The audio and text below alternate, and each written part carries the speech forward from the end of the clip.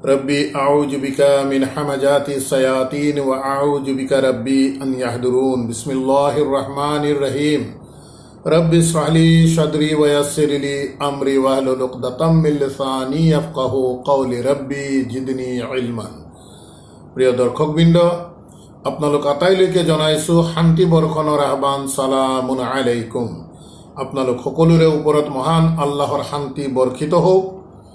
আলহামদুলিল্লাহ, মহান আল্লাহৰ প্ৰত্যক্ষ কৰোণাৰ ফলশ্ৰুতিত আমি ইতিমধ্যে এই একমাত্ৰ পথ নামৰ ইউটিউব চেনেলটিৰ মাধ্যমত আমি ধাৰাবাহিকভাৱে চলাই অহা কোৰআন মজিদৰ অসমীয়া অনুবাদ চৰ্চাৰ ধাৰাবাহিকতাত আমি আজি আহি 260 নং খণ্ডত উপনীত হৈছোঁ। গতিকে আহক ইনশাআল্লাহ আমি আপোনালোক সকলোকে জাতি ধৰ্ম বৰ্ণ নিৰ্বিশেষে আমন্ত্ৰণ জনাইছোঁ আল্লাহৰ কথাৰ মাজলৈ। আল্লাহৰ আদেশ নিষেধসমূহ জানিবৰ বাবে আল্লাহৰ দ্বাৰা নাজিলকৃত এই বিস্ময়কৰ মহাগ্ৰন্থ আল কুৰআনৰ মাজলৈ ইনশাআল্লাহ আমি আৰম্ভ কৰিব লৈছোঁ কোৰআন মজিদৰ 17 নং সূৰা বনি ইছৰাইলৰ 23 নং আয়াতৰ পৰা। বিসমিল্লাহিৰ ৰহমানিৰ ৰহিম। ওয়া কাদা রাব্বুকা আল্লা তা'বুদু ইল্লা ইয়্যাহু ওয়া বিল ওয়ালিদাইনি ইহসানান ইম্মা ইয়াবলুগান্না ইন্নাকাল কিবারা আহাদুহুমা আও কিলাহুমা ফালা তাকুল লাহুমা উফিন ওয়ালা তানহারহুমা ওয়া কুল লাহুমা কাওলান কারীমান। প্রিয় দর্শকবৃন্দ, মহান আল্লাহে এই 23 নং আয়াতৰ পৰা প্ৰায় 37 নং আয়াতলৈকে আল্লাহে আমাক কিছু নীতি শিক্ষামূলক আদেশ দিছে, যিসমূহ আদেশ আমি আমাৰ জীৱনত বাস্তৱায়ন কৰাটো আমাৰ কাৰণে বাধ্যতামূলক। ইতিমধ্যে আমি সূৰা আনআমৰ 151 নং আয়াতৰ পৰা 153 নং আয়াতলৈ আমি মুমিনসকলৰ 10টি বিশেষ চৰিত্ৰৰ বিষয়ে আমি পাই আহিছোঁ। ঠিক একেধৰণেৰে মহান আল্লাহে এই 23 নং আয়াতৰ পৰা 14টি নীতি শিক্ষামূলক আদেশ আল্লাহে আমাৰ বাবে ইয়াত প্ৰকাশ কৰিছে। গতিকে আমি আহ্বান জনাম প্ৰত্যেককে, যেহেতু আমি কোৰআন অধ্যয়ন কৰিছোঁ, কোৰআন বুজাৰ চেষ্টা কৰিছোঁ আৰু ইয়াৰ আদেশ নিষেধসমূহ আমাৰ জীৱনত আমি বাস্তৱায়ন যেহেতু আমি কৰিবই লাগিব, সেয়েহে আমাৰ এই কোৰআন অধ্যয়নৰ মাজত আমি আপোনালোক সকলোকে আহ্বান জনাম যাতে আমি কাগজ কলমৰ সহায় লৈ এনেধৰণৰ গুৰুত্বপূৰ্ণ মহান আল্লাহৰ যিমানবোৰ আদেশ নিষেধ আছে তাক আমি যদি পৃথকে লিখি যাওঁ তেন্তে তেনে আদেশ নিষেধসমূহ আমাৰ জীৱনত অনুশীলন কৰাৰ বাবে বা কোৰআন মজিদৰ পৰা বিচাৰি উলিওৱাৰ বাবে আমাৰ বাবে একেবাৰে সহজ হৈ পৰিব। ইতিমধ্যে যোৱাটো খণ্ডত আমি পাই আহিছোঁ যে যিসকল লোক প্ৰকৃততে পৰকালৰ আকাংক্ষী, পৰকালৰ আশা কৰে আৰু কেৱল আশা কৰিলেই নহ'ব, পৰকালৰ প্ৰাপ্তিৰ বাবে সৰ্বাত্মক চেষ্টা কৰিব লাগিব। এতিয়া এনেধৰণৰ কামবোৰেই প্ৰকৃততে পৰকালৰ প্ৰাপ্তিৰ বাবে আমি কৰিবলগীয়া আমাৰ চেষ্টা। সেয়েহে আমি আহ্বান জনাইছোঁ যাতে আল্লাহৰ এই আদেশ নিষেধসমূহ আমি খুব ভাল ধৰণে প্ৰথমতে বুজি লৈ তাক আমি আমাৰ জীৱনত বাস্তৱায়ন কৰিব পাৰিলেহে প্ৰকৃততে পৰকাল আমাৰ বাবে ফলদায়ক হ'ব। গতিকে আহক ইনশাআল্লাহ মহান আল্লাহে আমাক কেনেধৰণৰ নীতি শিক্ষামূলক আদেশ নিষেধসমূহ দিছে তাৰ মাজলৈ আমি সোমাই যাওঁ। আয়াতৰ আৰম্ভণিতে মহান আল্লাহে কৈছে ওয়া কাদা ৰাব্বুকা, তোমাৰ প্ৰতিপালকে সিদ্ধান্ত দি দিছে, তোমাৰ প্ৰতিপালকে আদেশ দিছে কি আদেশ দিছে? আল্লাহ তা'বুদু ইল্লা ইয়াহু, যে আল্লাহ তা'বুদু, যে তোমালোকে গোলামী নকৰিবা, দাসত্ব নকৰিবা, তোমালোকে আন কাৰো কথা অনুসৰি নচলিবা, ইল্লা এক্সেপ্ট ইয়াহু, একমাত্ৰ তেওঁৰ বাদে। অৰ্থাৎ আল্লাহে এই আয়াতত কৈছে যে একমাত্ৰ তোমালোকে আল্লাহৰ বাহিৰে আন কাৰো গোলামী নকৰিবা। গোলামীৰ অৰ্থ আমি আগতেও কৈছোঁ যে আন কাৰো কথা অনুসৰি তোমালোকে তোমালোকৰ জীৱন ব্যৱস্থাক চলাব নিবিচাৰিবা। কেৱল আৰু কেৱল আল্লাহৰ কথাকে ওপৰতহে ভিত্তি কৰি তোমালোকে তোমালোকৰ নিজৰ জীৱন গঢ়াৰ চেষ্টা কৰিবা। তাত আল্লাহে কৈছে ৱাবিল ৱালিদাইনি, আৰু তোমালোকৰ পিতা মাতাসকলৰ প্ৰতি ইহসানান, যে তোমালোকে পিতা মাতাসকলক তোমালোকে সৎ ব্যৱহাৰ কৰিবা।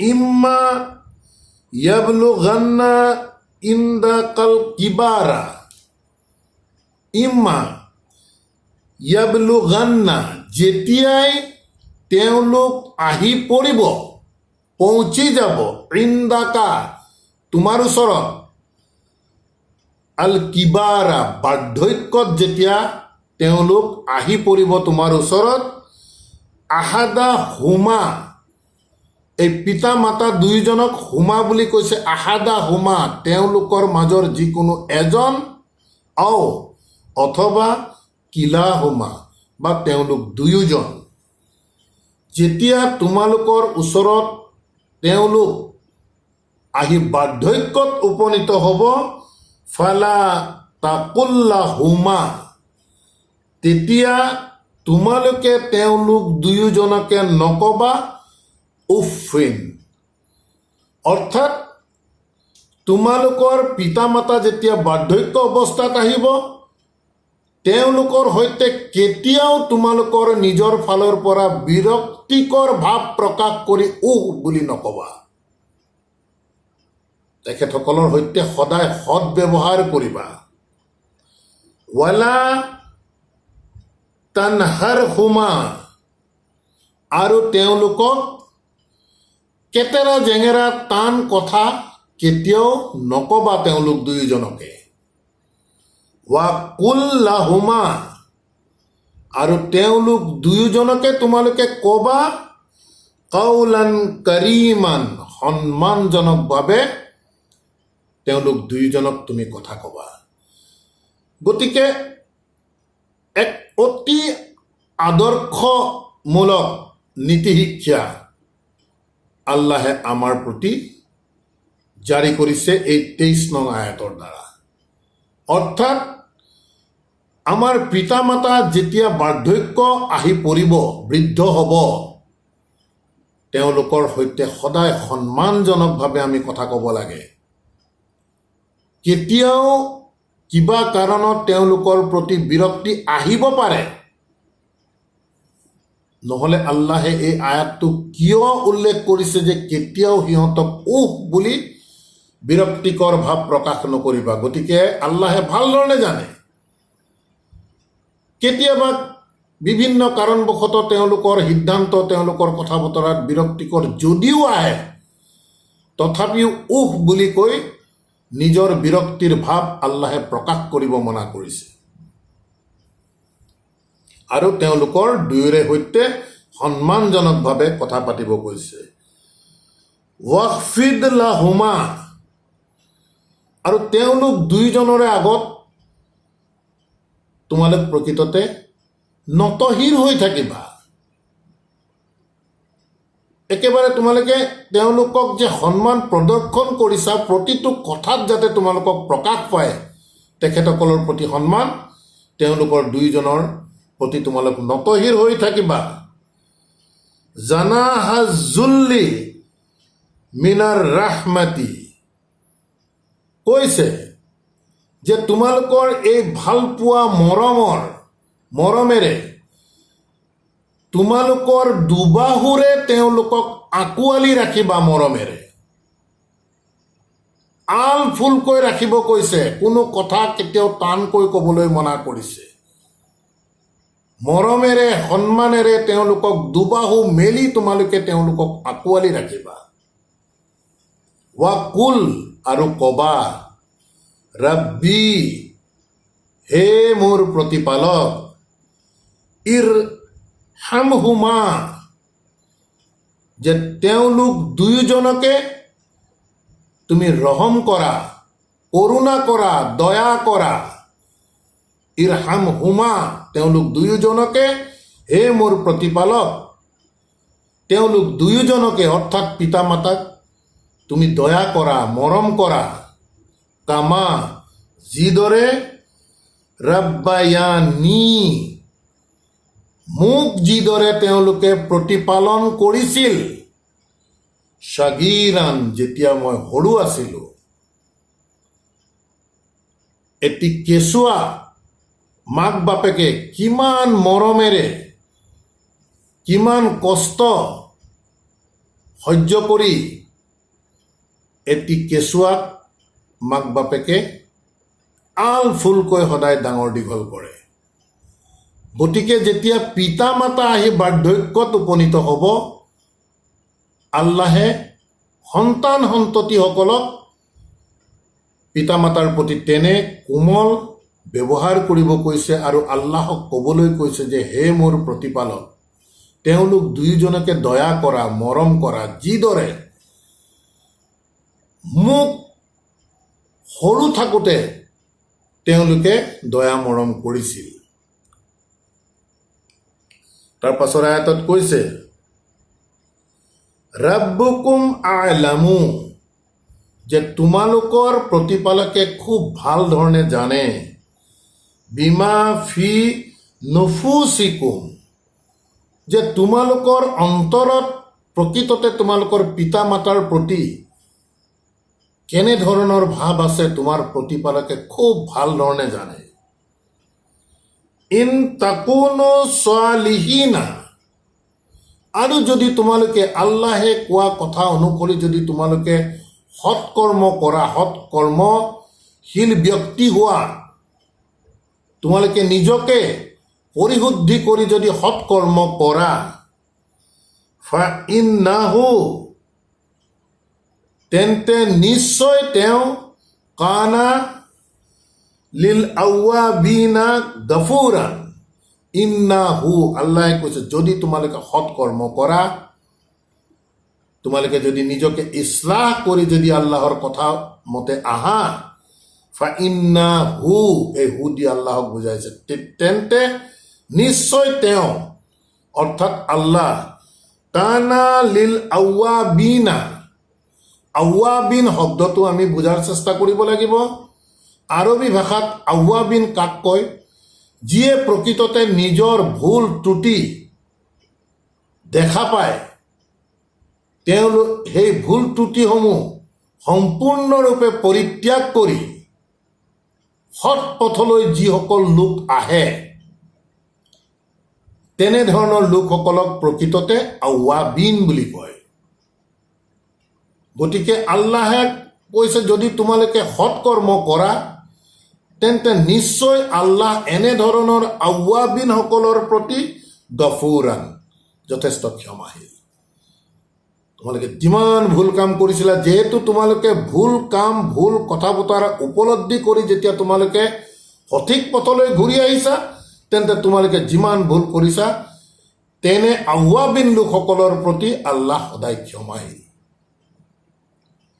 তাৰ পাছৰ আয়াতত আল্লাহে কৈছে, ৱা আতি জাল কুৰবা হাক্কাহু। প্ৰিয় দৰ্শকবৃন্দ, খুব সূক্ষ্ম দৃষ্টিভংগীৰে আমি আল্লাহৰ আয়াতবোৰ চোৱাৰ প্ৰয়োজন থাকিব। ইয়াত আল্লাহে কৈছে ৱা আতি আৰু দিয়া, জাল কুৰবা তোমালোকৰ নিকট আত্মীয়সকলক, হাক্কাহু তেওঁৰ অধিকাৰ।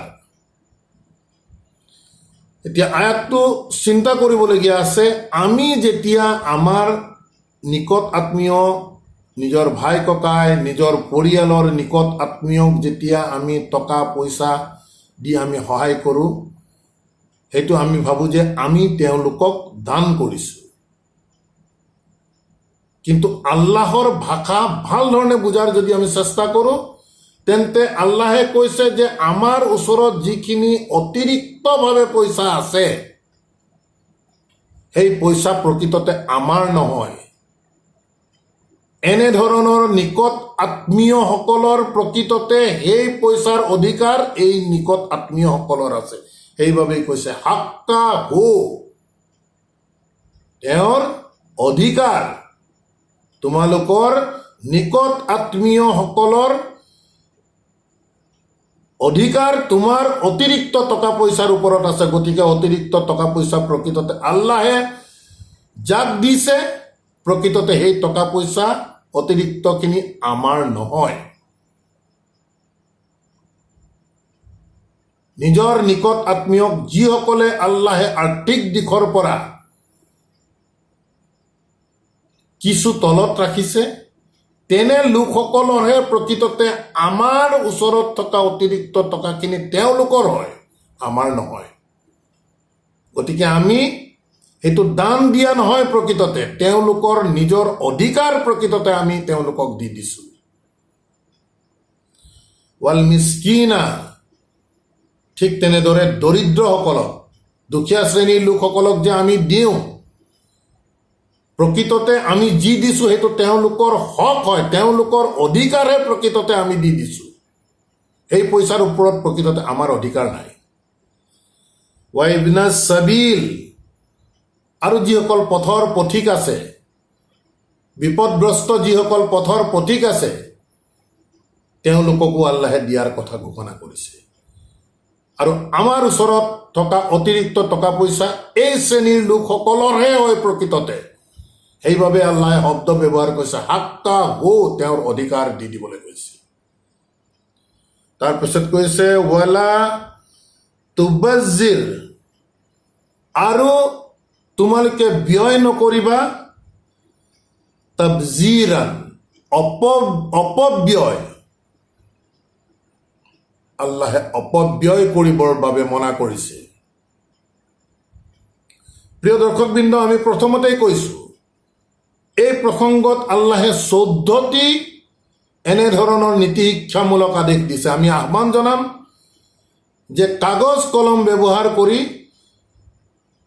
আপোনালোক প্ৰত্যেকে এটি এটিকৈ যদি লিখি যায়, তেন্তে দেখা পাব প্ৰতিটো আল্লাহৰ আদেশ, প্ৰতিটো নীতি শিক্ষা, যিটো কিন্তু আমাৰ বাবে ফৰজ হয়, এই দিশবোৰো আমি বুজিব লাগিব। ফৰ্জ বুলি কোৱাৰ লগে লগে, বাধ্যতামূলক বুলি কোৱাৰ লগে লগে আমাৰ বেছিক যিটো কনচেপ্ট আছে, সেই কনচেপ্টৰ পৰিসৰ প্ৰকৃততে বহুত ডাঙৰ। আৰু সেইটো জানিবৰ বাবে আমি কোৰআন মজিদৰ ভিতৰত সোমাবই লাগিব। কোৰআন মজিদ যিহেতু আমাৰ বাবে লুকাই আছে, সুপ্ত হৈ আছে, ইয়াৰ চৰ্চা যিহেতু আমাৰ সমাজত নাই, কোনো আলিম উলামাই আমাক এই কোৰআন মজিদৰ পৰা প্ৰত্যক্ষভাৱে ৱাজ নচিহত কৰি আমাক শিক্ষা নিদিয়ে। গতিকে এনেধৰণৰ কথা বতৰাবোৰ যে আমাৰ বাবে আল্লাহে বাধ্যতামূলক অৰ্থাৎ ফৰ্জ কৰিছে, সেই দিশটো আমি গৰিষ্ঠ সংখ্যকে নাজানো। গতিকে আল্লাহে গৰীব মিসকিনৰ, নিজৰ নিকট আত্মীয়সকলৰ, পথৰ বিপদগ্ৰস্ত পথিকসকলক তেওঁলোকৰ যি হক, যাৰ ওচৰত অতিৰিক্তভাৱে আছে, তাক দি দিবলৈ কৈছে, কিন্তু অপব্যয় কৰিবৰ বাবে মনা কৰিছে। তাৰপিছত আয়াতত আল্লাহে কৈছে ইন্নাল মুবাজ্জিৰিনা, নিশ্চয় এনেধৰণৰ অপব্যয় কৰাকাৰীসকল, যিসকলে এনেধৰণে অপব্যয় কৰে, কানু ইখৱানা শায়াতিনি, এনেধৰণৰ প্ৰকৃততে অপব্যয়কাৰীসকল শয়তানসকলৰ ভাতৃ বুলি কৈছে, ভায়েক বুলি কৈছে।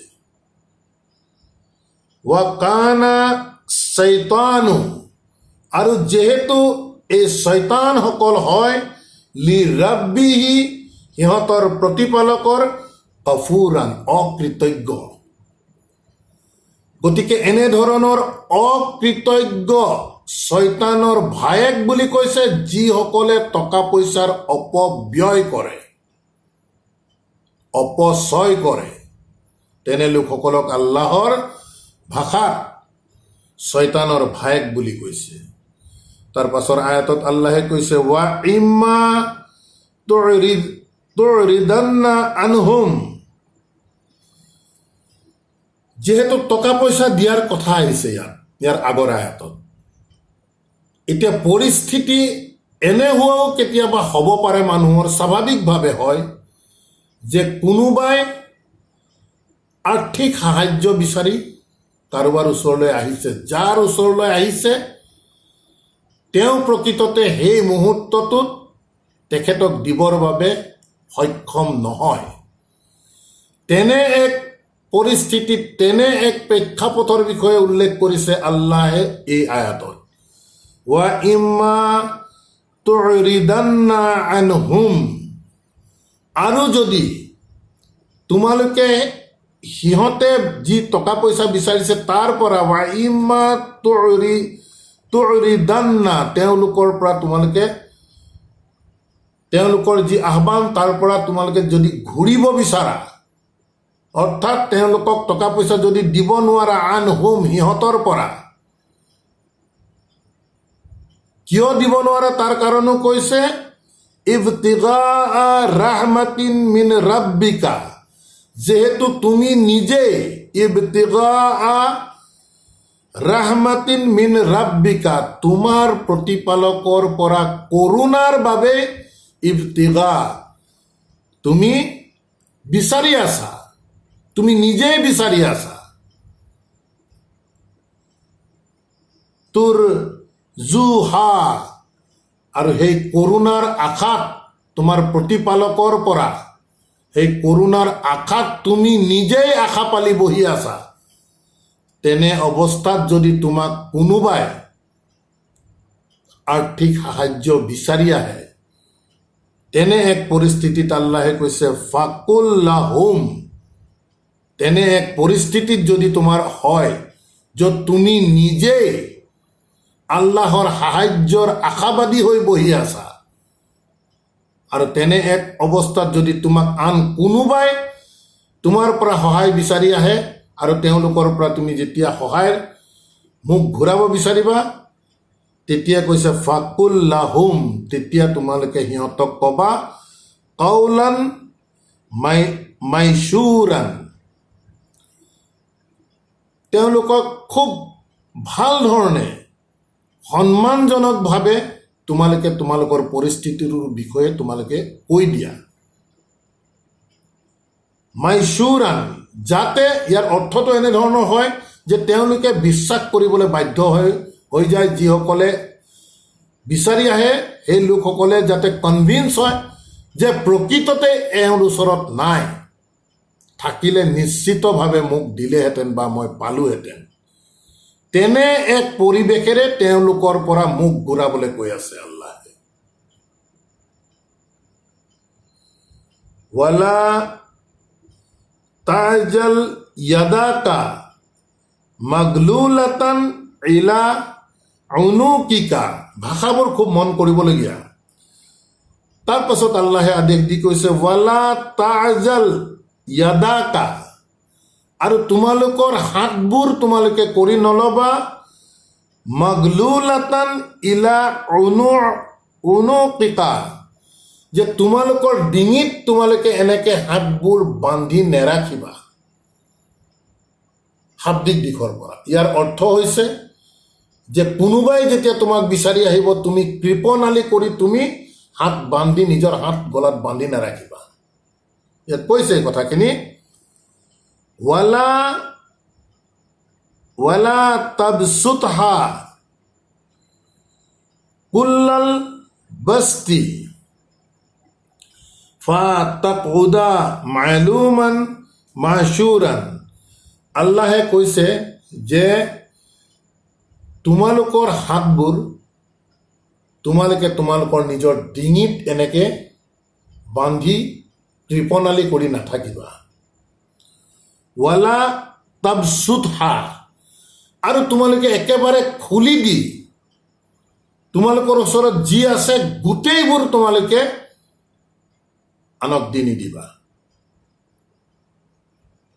ৱালা তাবসুতহা কুল্লাল বাস্তি, তোমালোকৰ ওচৰত যিমান আছে অতিৰিক্তভাৱেই হওক বা নিজৰ ভাগৰে, দুটা দিশ আল্লাহে কৈছে যে কৃপণালী কৰি তোমালোকে তোমালোকৰ হাতবোৰ এনেকে বান্ধি নাৰাখিবা মানুহক দিয়াৰ ক্ষেত্ৰত, বা তোমালোকৰ যি আছে, আমাৰ অসমীয়া ভাষাত এটি শব্দ আছে ধোঁৱাখলীয়া বুলি কয়, যি আছে গোটেইবোৰ দি তোমালোকে কেতিয়াও শেষ কৰি নিদিবা।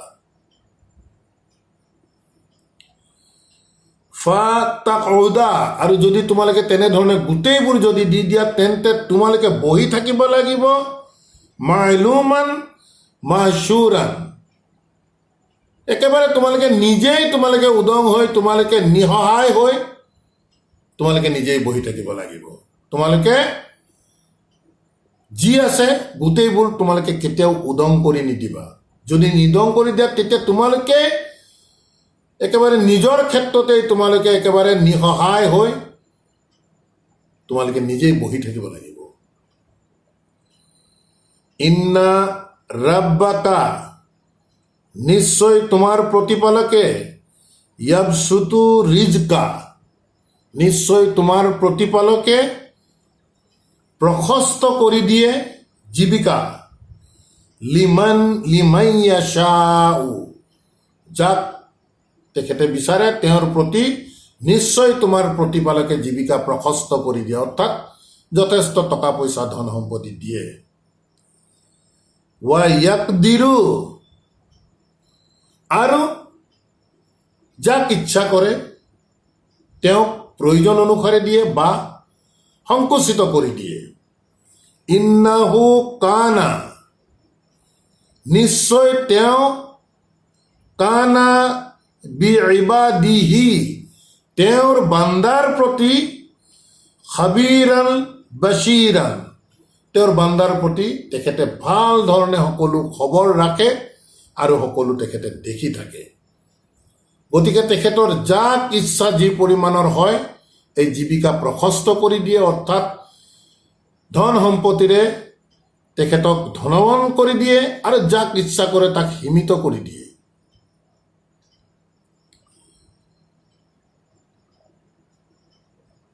তাৰ পাছৰ আয়াতত আল্লাহে কৈছে ৱালা তাকতুলু আউলাদাহুম,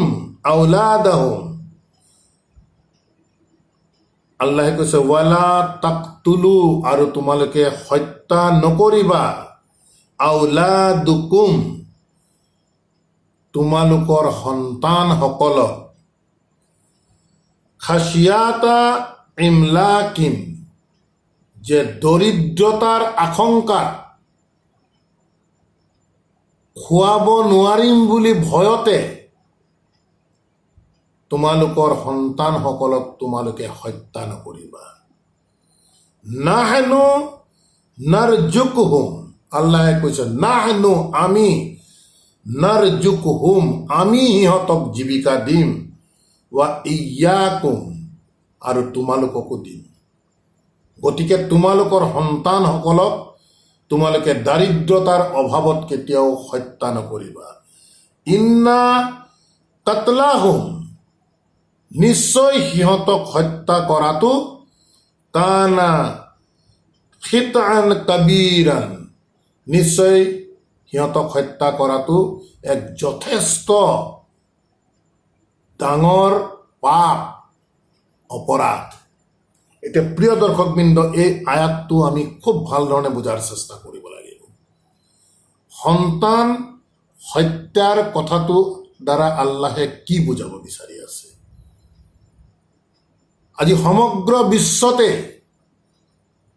যি ফেমিলি প্লেনিঙৰ ব্যৱস্থা, সেই ফেমিলি প্লেনিঙৰ ব্যৱস্থা প্ৰকৃততে আল্লাহৰ এই আয়াত বিৰোধী। আমি আয়াতৰ ওপৰত ভিত্তি কৰি কথাখিনি ক'ব বিচাৰিছোঁ, বা ইনশাআল্লাহ কম, মানুহৰ সিদ্ধান্তৰ বিষয়ে আমি ক'ব বিচৰা নাই, যিহেতু মানুহৰ তেনেধৰণৰ সিদ্ধান্ত প্ৰকৃততে আল্লাহৰ আয়াত বিৰোধী হৈছে। সন্তান হত্যাৰ ক্ষেত্ৰত যে কেৱল পৃথিৱীত কেঁচুৱা অৱস্থাত কোনো সন্তান হত্যা কৰাৰ বিষয়টো ইয়াত উল্লেখিত হোৱা নাই। সন্তান সৃষ্টিৰ আল্লাহৰ যি ব্যৱস্থাপনা, তাত পুৰুষ আৰু নাৰীৰ মিলনৰ ক্ষেত্ৰত যি সন্তানৰ ভ্ৰূণ সৃষ্টি হয়, এই গোটেই ব্যৱস্থাপনাটো প্ৰকৃততে এক জীৱিত ব্যৱস্থাপনা। গতিকে আমাৰ ফেমিলি প্লেনিঙৰ ক্ষেত্ৰত আজিৰ আমাৰ আধুনিক জীৱনত আমি যিমান ধৰণৰ এনে ফেমিলি প্লেনিং, এটি বা দুটি সন্তানৰ উপৰিও বাকীসকলক আমি বাধা দিওঁ বিভিন্ন প্ৰকাৰে, যাতে তেওঁলোকে ভূমিষ্ঠ হৈ পৃথিৱীলৈ নাহক। এনেধৰণৰ প্ৰতিটো ব্যৱস্থাপনা প্ৰকৃততে আল্লাহৰ আয়াত বিৰোধী। সেইবাবে আল্লাহে কৈছে যে তোমালোকে, ইয়াৰ মূল কাৰণ এটাই, এই সমগ্ৰ বিশ্বৰ আজিৰ যি ফেমিলি প্লেনিঙৰ বেকগ্ৰাউণ্ডত থকা এটাই ইয়াৰ মূল কাৰণ যে বহুত সন্তান সন্ততি হ'লে খুৱাব কি। সেয়েহে আল্লাহে কৈছে যে সিহঁতৰ দাৰিদ্ৰতাৰ আশংকা কৰি কেতিয়াও সিহঁতক হত্যা নকৰিবা, যিহেতু সিহঁতৰ ৰিজক প্ৰকৃততে আমি দিম, জীৱিকা, যিদৰে তোমালোকক খুৱাই আছো। গতিকে প্ৰিয় দৰ্শকবৃন্দ, এই আয়াতবোৰ আমি সূক্ষ্মভাৱে বিশ্লেষণ কৰি চোৱাৰ প্ৰয়োজন আছে। অন্যথা আমাক যিমান ধৰণৰ ভাল লগা আমাক চৰকাৰেই হওক বা বেচৰকাৰেই হওক এনেধৰণৰ নীতি নিৰ্দেশনা দি থাকে, আমি উপৰুৱাকে আমাৰ খুব ভাল লাগে। হয়, এটা সন্তান হ'লে আৰু অসুবিধা নাই, দুটা সন্তান হ'লে অসুবিধা নাই, কিন্তু দুটাতকৈ অধিক হ'লে আমাক কি খুৱাম? এনে কথা বতৰাবোৰ প্ৰকৃততে আল্লাহৰ কোৰাণ বিৰোধী কথা। গতিকে প্ৰিয় দৰ্শকবৃন্দ, আমি আহ্বান জনাম এনেধৰণৰ প্ৰত্যেকটো কথা যাতে আমি গুৰুত্ব সহকাৰে লৈ আল্লাহৰ এনে আদেশসমূহ আমি বাস্তৱায়ন কৰাৰ বাবে যাতে আমি প্ৰত্যেকেই চেষ্টা কৰোঁ। যিসকলৰ সময় অতীত হৈ গৈছে তেওঁলোকে আল্লাহে কৰি অহা ভুলৰ বাবে আল্লাহে মাফ কৰক। যিহেতু আমি প্ৰচাৰ কৰি আছোঁ, গতিকে যিসকল নৱপ্ৰজন্ম আহি আছে তেওঁলোকৰ প্ৰতি এনেধৰণৰ আল্লাহৰ নিৰ্দেশনাসমূহ যাতে মুকলি হয় আৰু যাতে আল্লাহৰ আদেশ অনুসৰি তেওঁলোকে জীৱনত আগবাঢ়ি যাব পাৰে। গতিকে আলহামদুলিল্লাহ, প্ৰিয় দৰ্শকবৃন্দ, সময়ৰ প্ৰতি লক্ষ্য ৰাখি আমাৰ প্ৰসংগৰ ধাৰাবাহিকতা যদিও শেষ নহ'ল, ইনশাআল্লাহ অহাকালি পৰৱৰ্তী খণ্ডত পৰৱৰ্তী আয়াতৰ পৰা আমি আগবাঢ়ি যাম। আমাৰ আজিৰ এই অনুবাদ চৰ্চাৰ ধাৰাবাহিকতা আমি ইমানতে সমাপ্ত কৰিব বিচাৰিছোঁ। ৰব্বানা আমান্না বিমা আনজালতা ওয়াত্তাবা'না রাসূল ফাকতুবনা মা'আস শাহিদিন ওয়া মা আলাইনা ইল্লাল বালাগ ওয়া মা তৌফিক ইল্লা বিল্লাহ। সালামুন আলাইকুম।